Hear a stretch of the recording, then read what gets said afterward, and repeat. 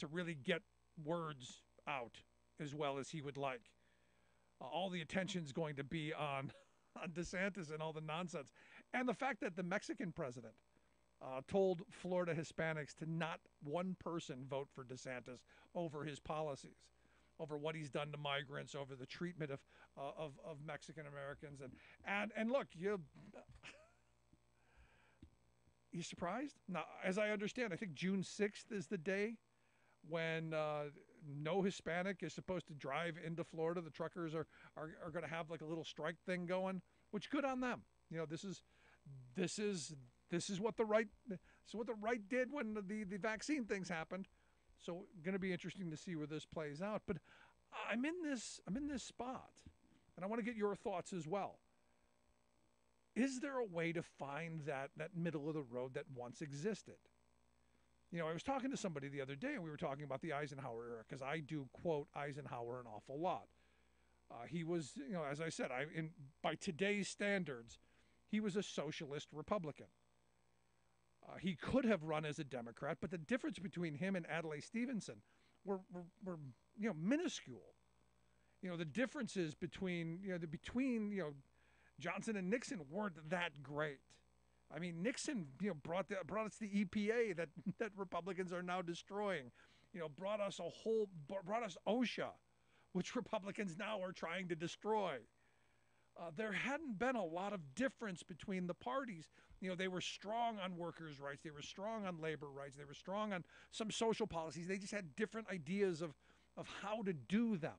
And this is where the mindset has always been. And I still want to believe that even Republican voters, not the leadership, not the people who are vying for their 30 seconds on Fox News or their attention for whatever nonsense clip they can throw out to go viral, but actual voting people. I still believe that we all want the same things. It's just, which path do you take? How do you get there? We all want safe neighborhoods for our families, good schools for our kids, retirement security for our workers, good wages to support families that generationally do better one after the other. And this is one of those weird moments because, my grandparents knew that their children were going to do better than they did. My parents' generation believed that our generation was going to do better. I believed my kids were going to do better. But that compact is breaking down. And a lot of people don't feel that way, which is why there's so much tension and chaos. At least I think so. But I want to hear your thoughts. Email me, rick@thericksmithshow.com. Gonna take a quick break. Right back after this. Stick around. You're listening to The Rick Smith Show. We're working people. Come to talk.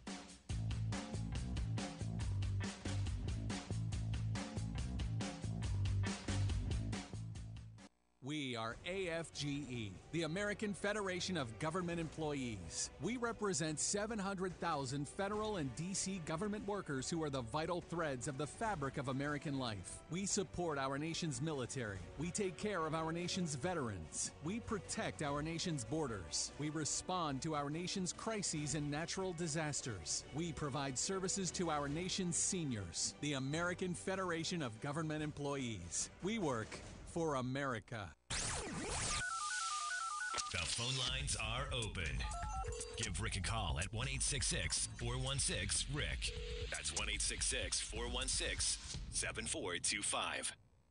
We are AFGE, the American Federation of Government Employees. We represent 700,000 federal and D.C. government workers who are the vital threads of the fabric of American life. We support our nation's military. We take care of our nation's veterans. We protect our nation's borders. We respond to our nation's crises and natural disasters. We provide services to our nation's seniors. The American Federation of Government Employees. We work for America.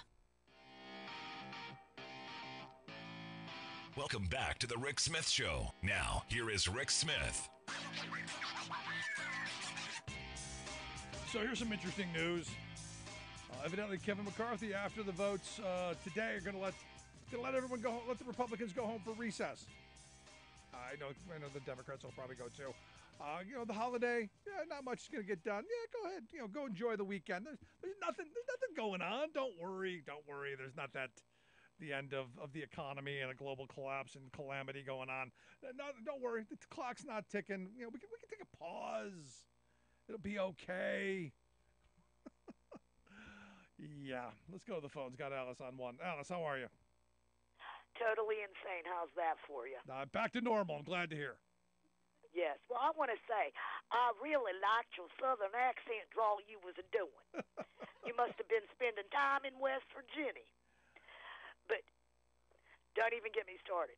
But what I wanted to say was, you were saying, is there a way to draw us back together? And I honestly don't think so at this point, because the right wing has become so convinced that it's religion, the lack thereof, that's causing the issues, that it's these transgender people, it is the gays and lesbians, it's the other races. These are all the problems that are causing what they see as why they're not getting ahead, which, of course, it's complete and utter lies. The problem is they have become, to put it mildly, they're in another universe, and they've been brainwashed into believing things. And they're voting against their own best interest because, they're all crazy. Well, thanks for cleaning that up. I knew you. I felt you were going somewhere with that. Thanks for cleaning it up, Alice. Good stuff. Yeah, well, I'm totally, like I said, I'm totally crazy again. I had to deal with West Virginia again because, that's not how we do it in West Virginia because I still don't have death certificates yet. I'm sorry to hear that. So they've sent me insane, So now everything I'm going, oh, hey, that's not how we do it in West Virginia. I've got a regular comedic thing going. But I'll talk to you later, Rick. Thanks, Alice. Appreciate it. No, I mean, this is I believe that I still want to believe that there are things we agree on. And Alice isn't wrong. I mean, the reality is we've been ripped apart on all of these different issues. And torn apart. And look, it's not new. None of this stuff is new. None of this stuff is, oh my gosh, I didn't know this existed. It's all been here before. It's a matter of how much outrage candy they're shoving down our throats and how much we're consuming of it and how much we're tolerating it. I said yesterday, and I got a bunch of people responding to my comments on the Target situation where, there are people who are going into Target harassing employees because there's something on the shelf that they don't agree with. And everyone loved the fact that I'm okay with there being broccoli and cauliflower and asparagus on the shelf, even though I despise those things. I hate those things. I shouldn't have to look at those things. Now, in the crazy right-wing world, I should be protesting the supermarket to take those off the shelves. Those are bad. I mean, this is how crazy we've gotten, but there are people going into Target harassing customers and workers over things that are on the shelf that somebody may want to buy. Not them. They don't have to buy it. They can walk right on by, like I do the asparagus. But it's this, you have to think the way I do. And as I said a minute ago, I get a bunch of emails from folks who are going, well, you're lying. I'm lying because I don't see things the way you do, as narrowly as you do. I don't listen to the same information. I don't sit on the can, watching YouTube videos with my mouth open and call that research. No, I don't. I'm in this frustrating point because, we all want to be right. And reality doesn't seem to matter anymore. And this is where I think having conversations and going back and forth with each other in public spaces, face to face, is a good thing. Now, the weird thing is, again, we live in alternative realities. And I look at the RNC chair, Rona McDaniel. Rona said that Rona believes that if we default, if the country defaults on its debt obligations, it's going to bode very well for the Republican field. Because, again, they do projection like nobody else. So, even if it's going to be horrible for Republicans, you go, no, this is going to be the greatest thing ever for us. We've got to do this. This is great. I mean, you just had Matt Gaetz saying, we're not going to negotiate with the hostages. No. You and me, the hostages. And you've got McDaniel, who's the head of the RNC, saying, no, this is going to be good for us. Digging in, saying, no, this is going to be good. And why is it going to be good? Because truthfully, I believe the American people are tired of the Republican shtick. They're not as popular as they think they are. They're not as, they always tell you, when I was playing baseball and when I was playing sports in general, they always said don't read the press clippings. You're never as bad or as good as someone says you are, especially not as good. And this is one of those moments where Republicans have built themselves up to believe that they're the righteous, that they're right on everything, that they've got the best ideas and all of this. And they're trying to project that on everyone else when the reality is the polling on the things that they have done, not popular at all. This pushing this anti-LGBTQ agenda that they're fixated on. I mean, seriously, they're fixated on what people are doing within the confines of their four walls with consenting adults, as if, and this is one of those weird things, if I can, just for a minute, because it's always interesting to me that the people who are, complaining about one thing and they're fixated on it, that's generally something that they're doing. So it seems to me, with all this fetishizing of other people's sex lives, there's something lacking in their own. This hyper anti-abortion position that the GOP has taken. It's odd how, when a congressman gets his girlfriend or his mistress into trouble, first club out of the bag is, hey, how about go get an abortion? It's really quite remarkable. But we're just not holding them accountable. The American people are much more moderate than the extremists want you to believe. People want to go to work and have a decent job. They want to have good pay and benefits and safety on the job. They want to be able to save for retirement. They want to be able to help their kids. They want to be able to lead a life. They don't want to be at each other's throats. And our politics, and this is because the Republicans know their ideas are so unpopular, they either have to turn people off so they stay away, or they need to really ramp things up to tick people off, to vote out of anger. And they do this stuff masterfully. It's like we were talking yesterday about the gun issue. Every one of the gun training people I know, they're the first thing they're going to tell you is there's danger around every corner. MS-13s around every corner. There's a gang of marauding, gang-banging thugs coming for your children. Carry guns everywhere. And if you hear this enough, if you saturate yourself enough with this fear, what do you think you're going to do? I mean, I know people who sit and listen to podcasts on how they can defend themselves and get away with it, and all the things that they should do when bad things happen, because bad things are going to happen, and you've got to know what to do. It's crazy what we've allowed to have happen. All the while, you've got the Republican Party, who I say, Republicans hate working people. Look at what they do. Trying to destroy this country, trying to throw us off a cliff. Not just me, but you and your kids and your family. This debt debacle, this is ridiculous. These people are fiscally irresponsible and should not be allowed anywhere near a budget, let alone taking us this far down the road. Want to hear your thoughts, though. Email me, rick@thericksmithshow.com. I'm Rick Smith, and this is Labor History in 2. On this day in labor history, the year was 1934. That was the day trucking bosses and leading Teamsters in Minneapolis reached a tentative agreement after a tumultuous week of fighting in the city market. Strikers won many of their demands, including union recognition and the reinstatement of all strikers. Such a thorough victory at the Battle of Deputies Run earlier in the week had shaken the city's elites to their core. As the dust settled on the picket lines, Governor Floyd Olson had called a 24-hour truce in an effort to organize negotiations. The debacle of Ohio National Guardsmen attacking Toledo strikers had reached Minneapolis. Fears of a growing red menace fueled demands for a settlement. prompting Olson to order National Guardsmen into the city's armories, armed to the teeth. Historian Brian Palmer, author of Revolutionary Teamsters, the Minneapolis Trucker Strikes of 1934, observed that the May 25th deal settled the strike quickly enough, but final victory would be postponed.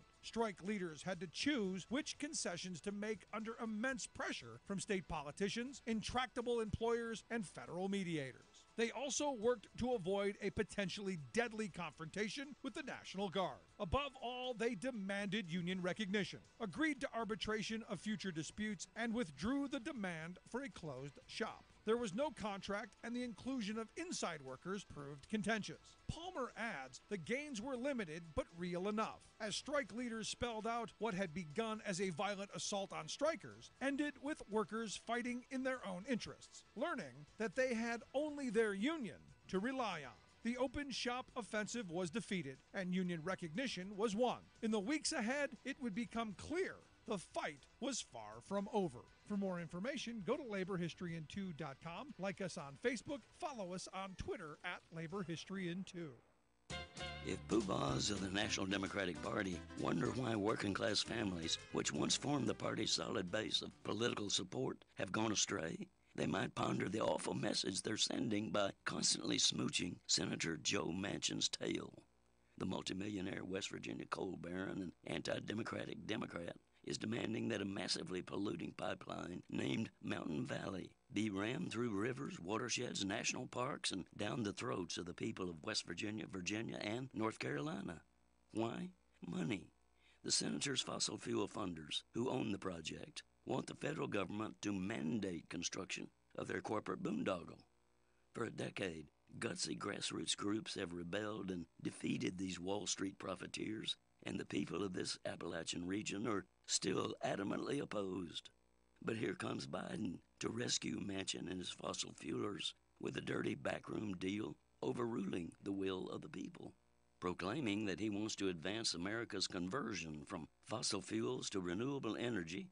Biden is pushing a bill to make it easier and faster to get federal approval for new energy projects. Fine, but his bill specifically greases the skids for more fossil fuel projects.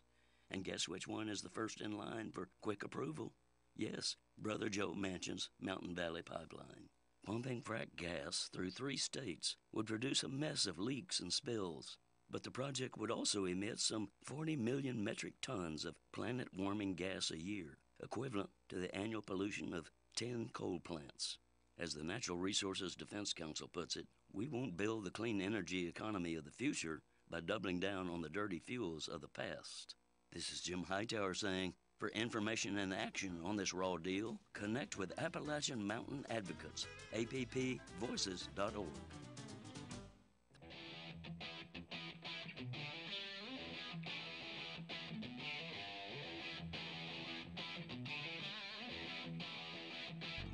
Welcome back to the Rick Smith Show. Now, here is Rick Smith.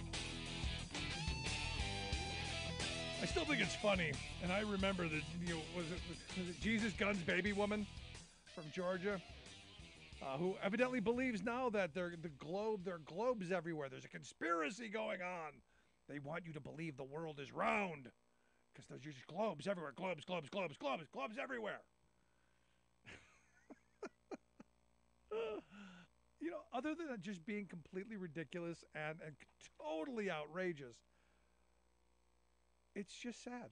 It's just sad. And here to share some thoughts on the top stories of the day, like this, like the Jesus Guns and Babies woman.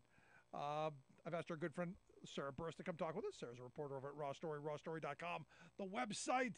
Sarah, thanks for taking time for us. Hello, happy Thursday. Jesus Guns and Babies.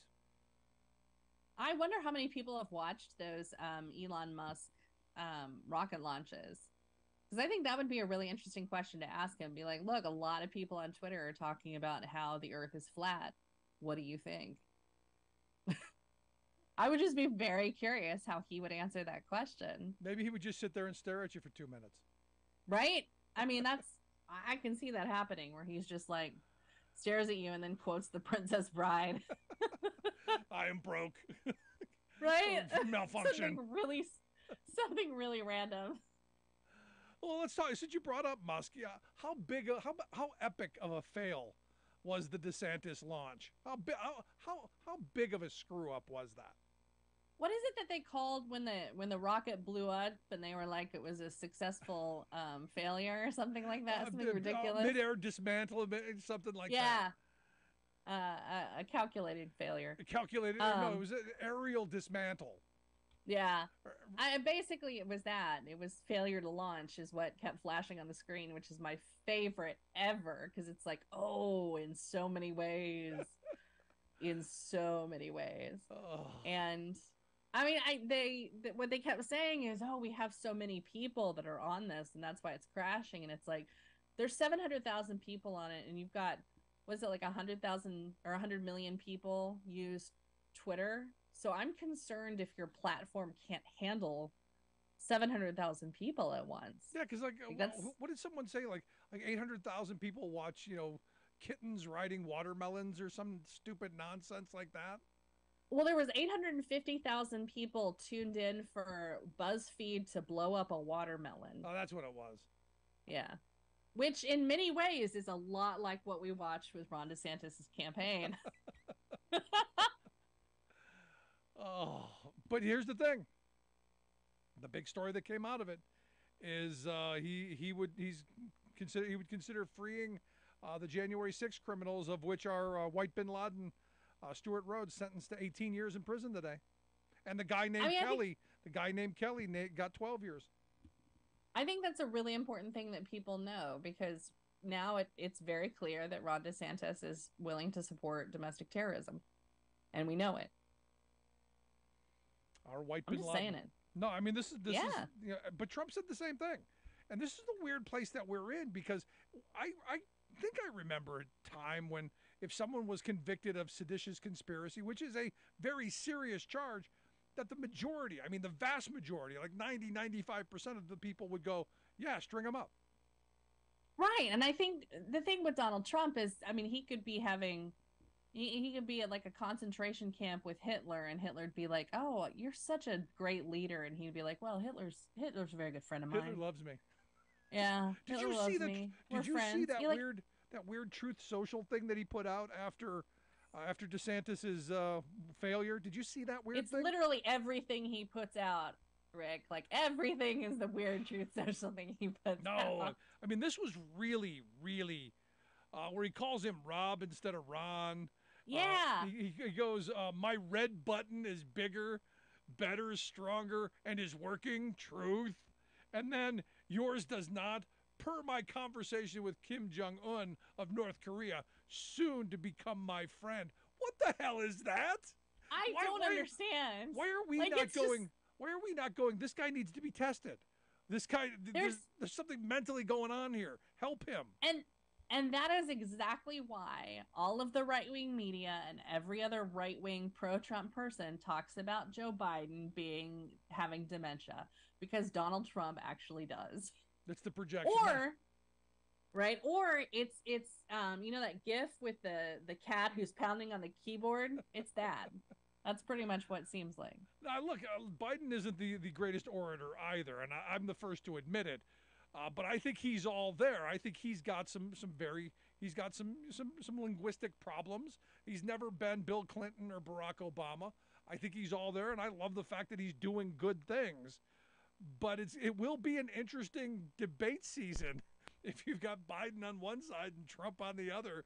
Just I don't know. And the thing is like Biden has a stutter, and so it's very clear. I think it's like R and P letters are the ones where you can see he's supposed to say one word and then he just changes it very quickly, which is the tools that they give you whenever you're doing speech therapy to be able to get through a stutter. And so it's like you can see it when it's happening and you can understand it. At the same time, I feel like he is always trying to be this very steady, calming sort of hand where he's like, nobody freak out. Everything's okay.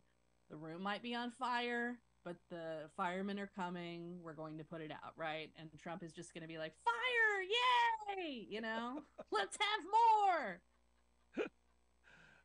That yeah, that's about the size of it. Now look, everybody who's going to send me mean emails and tell me that I'm mean to Joe Biden, I think Joe Biden himself would tell you he is not the greatest orator in the world. But policy wise, the guy is banging, and that's I don't care if he can, I don't care if he just stands up there and waves. It's the policies that I'm interested in. And the steadiness, like the Yep, safety. the I feel calming. very safe as an American that his hand is on the button and not Donald Trump's, because Trump would be like, fire, yay, right? Let's nuke a it's just like- hurricane. yeah, it's really bad. It's really not safe, and I think that there's a lot of people who are cool with that because they're like, yeah, let's nuke something. Let's, there's something weird out there. Let's shoot it and see what it does. But it's like that does not work. Is that how they talk in Oklahoma? Well, I've been watching Skinwalker Ranch. All right, now I know. All right, there you go. And see, it's like it's like every time they see something weird, they're like, let's shoot a rocket at it and see what happens, And it's like, this feels like every weekend in my childhood. Look, and there's nothing wrong with that unless you're the leader of the free world and could cause the lives of millions of people. Now, speaking of weird and bizarre, you wrote a piece this week that I found extremely important. I did not know there was a documentary coming out on Amazon about the Duggars, the Brood and Counting group. Was it Shiny Happy People? Should be more like shady crooked people, but thoughts? I mean, do we need more of this? So what's funny is when you're talking about, you wrote a weird story this week. I thought you were going to talk about the UFO story I wrote, because I really did write a UFO story. No, that one was good. That was much better than this one. But the interesting thing about the Duggar, that frankly I didn't know, is I knew the whole piece about Josh Duggar as a child molester and a pedo and a creeper. I knew that there were a lot of issues with the family and that they're very right wing. It sort of deals with the church that they're a part of. Yeah, they're part of the Quiverful movement. And the kind of like the cultish behavior about the church and how they really train them to be these right-wing soldiers, and the kind of like homeschooling that they do, and how just completely disturbing that it is. And they do have a couple of the Duggar children who've either left the group or who are willing to sort of talk about everything and how they've really parted ways with their family and why. I mean, I'm sort of fascinated by the psychology of people who buy into cultism, who totally are willing to put their faith in absolutely anything and be like, here's all my money, here's everything in my life. I just found Joe. Joe knows everything. Right. I'm going to follow Joe. Right. Yeah. And I find that fascinating because it's like, what in your life, is this a nature or a nurture thing? Yeah. Right. Are you just predisposed to be obsessed about something enough to put your children in danger? Next to this Josh guy who's willing to rape a child, his own siblings. Yeah, exactly. And that the parents then covered it up, right? Like it's a lot of it is really disturbing. It talks about the family, but more it talks about that religion and how messed up it is. And what the producers have said is, there's so much footage and so much information that we were able to dig up that Josh Duggar is just the tip of the iceberg. Oh, of course. Of how bad it is. This is the weird thing, because I've talked to people who were part of this Quiverful movement. This isn't new to me. We were probably talking about this 12, 13 years ago, because we had, and in fact, I remember a woman who had escaped, one of these kind of groups where they have, 15, 20 kids. And the idea is to turn them into Christian warriors, and not just foot soldiers, but people who get into high power positions, and they do a bunch of networking and wealth building. And weirdly enough, lots of tax dollars go into this, and this is where a lot of the voucher school stuff comes, and the alternative spending that I know in this state, the crazy religious people want the state to pay an individual number per kid, so that they can homeschool and be paid by the state to pump out 20 kids, so that they can make a huge amount of money off of them. So for me, this isn't new, and this is another reason why I say you You need a license to get a dog, but any idiot can be a slip and slide and have 19 kids. Here it is. Yeah. Exactly. And you talk about the voucher thing.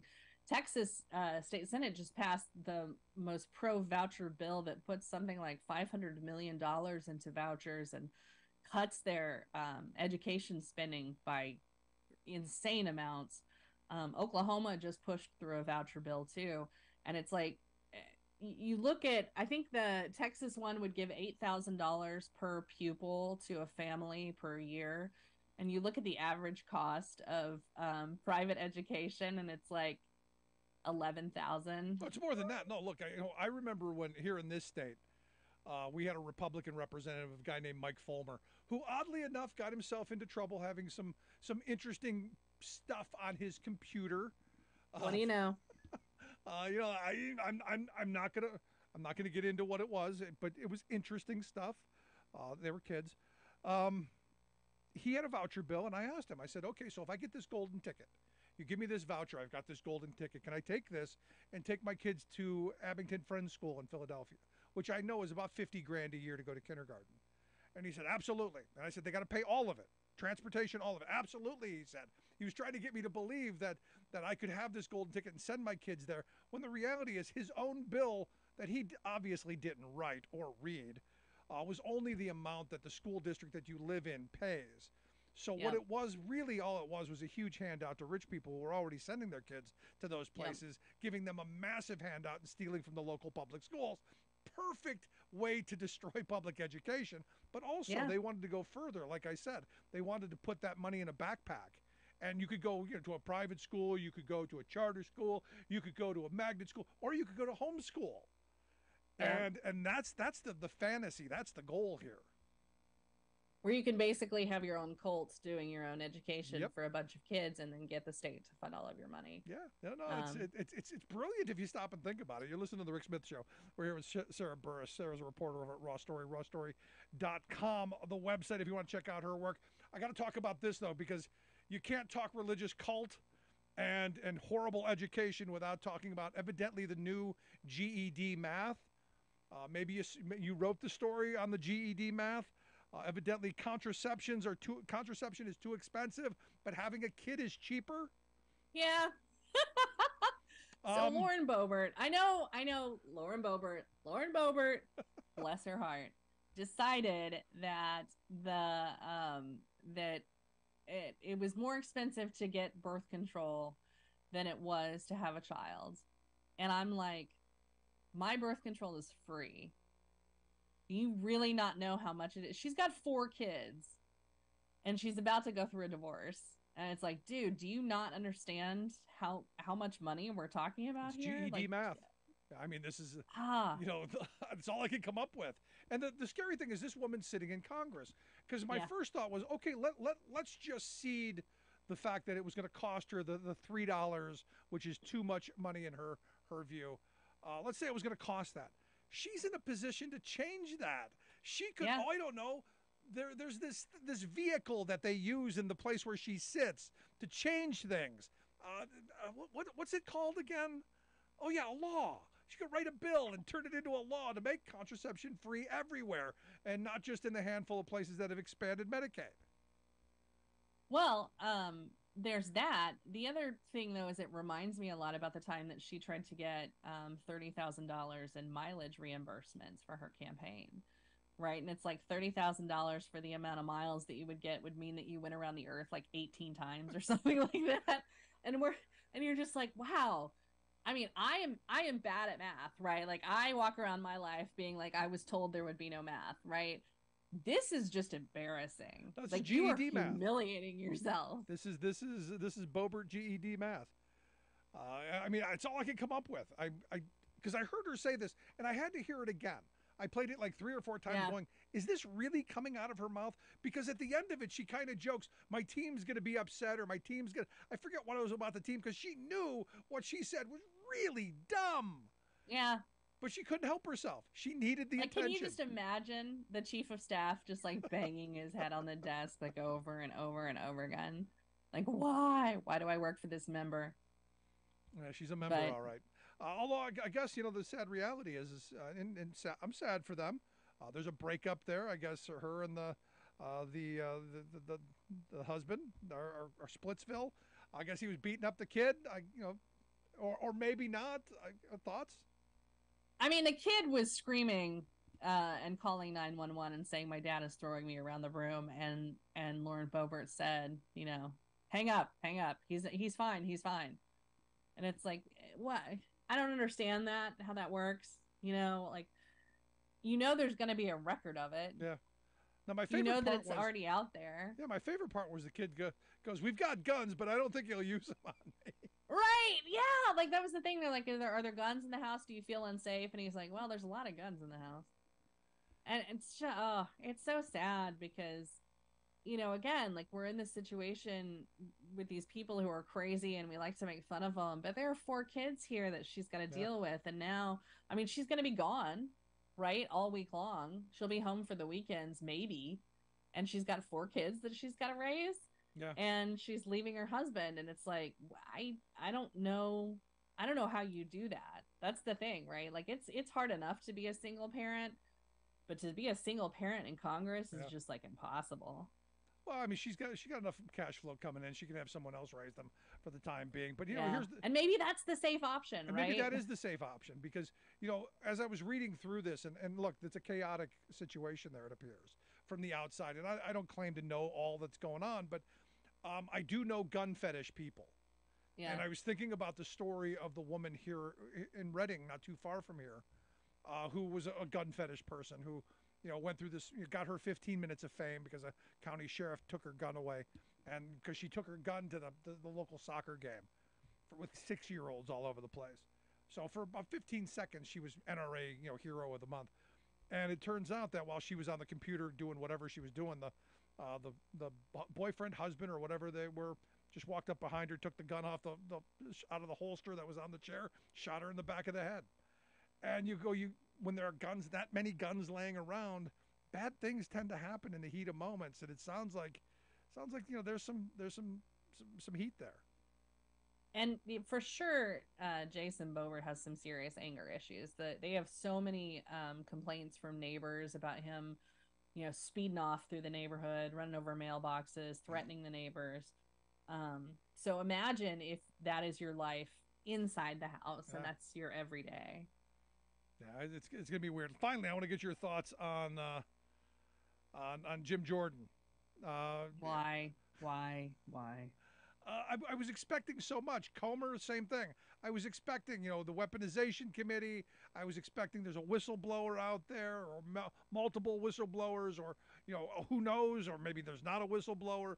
There's all their bank accounts out there. There's so many of these claims and comments and stuff that Biden's a criminal. It's all this stuff's out there. Why aren't we seeing anything? Because there's nothing there. I mean, Comer's already asked for his 90-day extension to try and find more stuff. Today, the only thing that Jim Jordan could come up with is a 2008 chart that's a pyramid of extremism that says that if you're building a right-wing fundamentalist group, usually it begins with people who are activist members of right-wing groups, such as the Republican Party, the NRA, right? That is the baseline. The Proud Boys, right? They're not... the Oath Keepers. Well, the Proud Boys and Oath Keepers are level 2, right? Like that's where you get escalated to the militia, and then from the militia you get escalated to the, ready to park a moving truck in front of a federal building people. Right. So, and all of these Republicans and the Heritage Foundation were just like clutching their pearls all day long and being like, "You're calling us terrorists." And I'm like, would you like to denounce radical right-wing terrorism right now? Yeah, no. Please. I would love for you to. By all means, here's the microphone. No, I say this all the time. Why can't, why they were for years, Rick Santorum was key. Why can't you denounce Islamofascism? Why can't you denounce Stuart Rhodes and the Proud Boys and these your marching soldiers? Why can't you denounce that? Why is it so difficult to say, political violence is bad?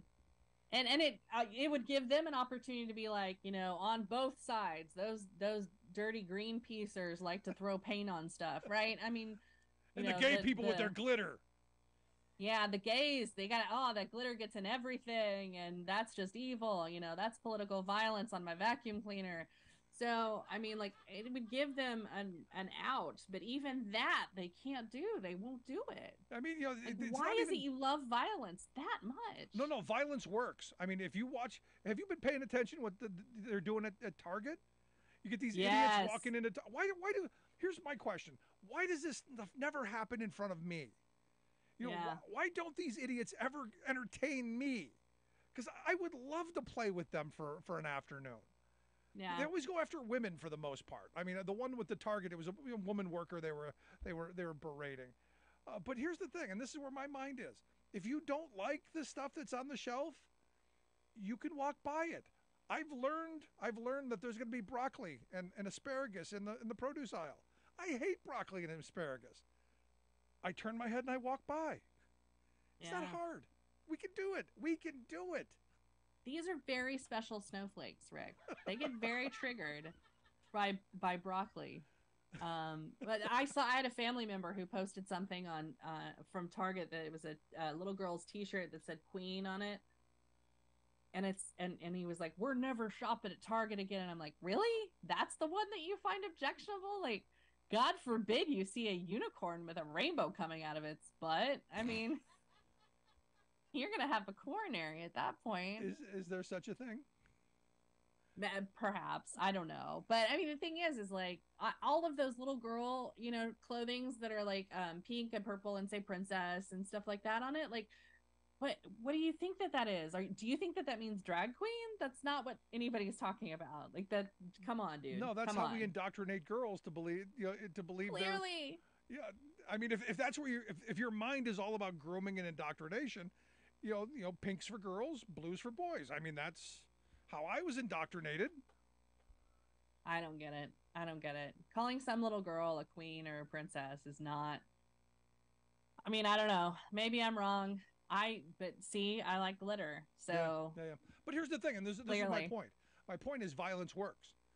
The greasy wheel always gets, or the squeaky wheel always gets the grease, and they understand this, and they're willing to cause as much chaos as possible because they know they've got a legal defense league behind them that no matter what happens, they're going to be okay, and they're going to get more popular because, well, that's what their base wants.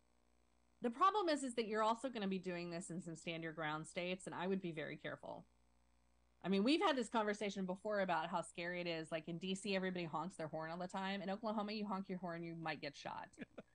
If you have some of these people like trying to hassle people in Target and they feel threatened, they have guns. They will shoot you. Which is why they pick on women. Yeah, probably. But my mom's got a gun in her handbag. She's walking around packing all the time. Freaks me out. Like, Louis Vuitton on her shoulder, and she's got a handgun in there with a pink handle. I swear to you. Thank you for that one. Right? Like, oh, Lord. Well, but, yeah. Good times ahead. And this is where, as I said yesterday, this is where we can finish. They are the loud, they are the squeaky wheel, but they are vastly the minority. And this is where the silent majority has to stand up, has to speak out, because the way you deal with bullies is you gather together and you put them in their place. And I think that's where we have to go. Or you throw glitter on them. Or see, I'm not in the throw glitter clan. I'm not there. I know some people like that. I'm just not there. But I get it. I get your take. But Sarah, appreciate the time as always. Good stuff. Have an awesome weekend. You too, our good friend Sarah Burris. Make sure you check out the work that she does over at Raw Story. RawStory.com, the website. We'll take a quick break.